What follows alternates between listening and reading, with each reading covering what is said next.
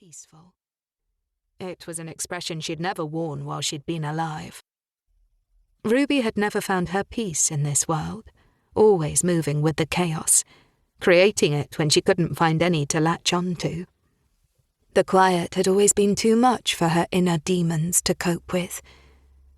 Perhaps now she was dead, they had set her free, and her weary soul could finally rest. He hoped so. Killian's vision blurred, and the white marble swam before his eyes. He sniffed, looking away across the fields. The view was beautiful from this spot. It was why they'd chosen it. Fields and forest stretched out for miles, and the small village that the churchyard belonged to was tucked quietly away to one side.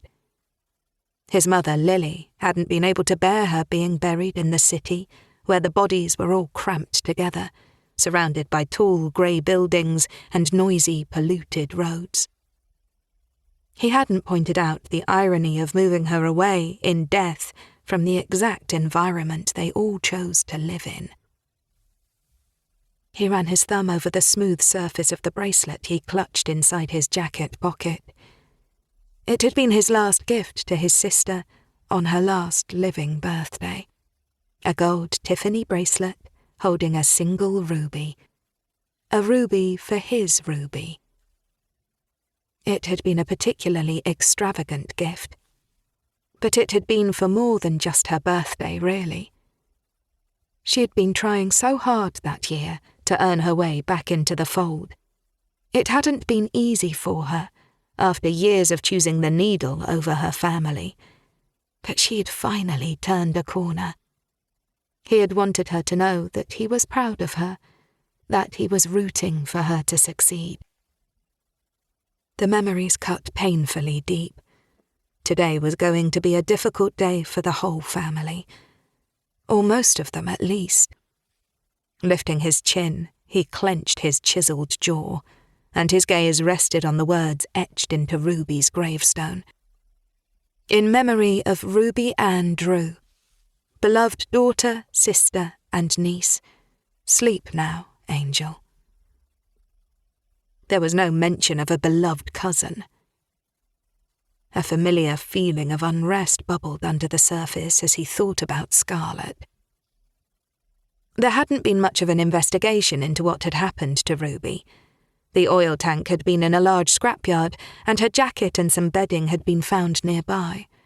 She'd clearly been hiding out there, and the police had put it down to an unfortunate accident. Not that they cared. To them, Ruby was just another Drew, another criminal off their hands. But Killian wasn't as convinced that it was an accident. There was a reason Ruby had been hiding out in that scrapyard. She and Scarlet had despised each other since childhood. They'd all assumed they'd grow out of it eventually, but instead it had grown into something much darker as they'd entered adulthood. This hadn't been much of an issue before Ruby had returned and joined the family firm, but in such close proximity, the burning embers of their mutual hatred had flared into a roaring fire. In the end, Ruby had committed one of the biggest sins imaginable in their way of life. She had set Scarlet up to be caught out by the police, aiming to get her sent to prison and ruin the life of Scarlet's then-boyfriend in the process. 2 vicious victories for the price of 1. But her plan hadn't worked out the way she'd hoped. Scarlet hadn't gone down, and Ruby's actions had been exposed. Scarlet's fury had turned murderous, and Ruby had disappeared, taking $250,000 from the family safe on her way out. Scarlet had tried to hunt her down, hell-bent on revenge, but to the rest of the family's knowledge, she'd never found Ruby. None of them had. Killian had searched for her himself, but Ruby had always been skilled at hiding when she didn't want to be found. The next time any of them had seen her, she'd been on a mortuary slab. Killian's thumb moved back and forth over the bracelet as he thought over it all. When Ruby was found, Scarlet had been adamant she'd had nothing to do with it. But something in the way she'd reacted was a little off. He'd accused her of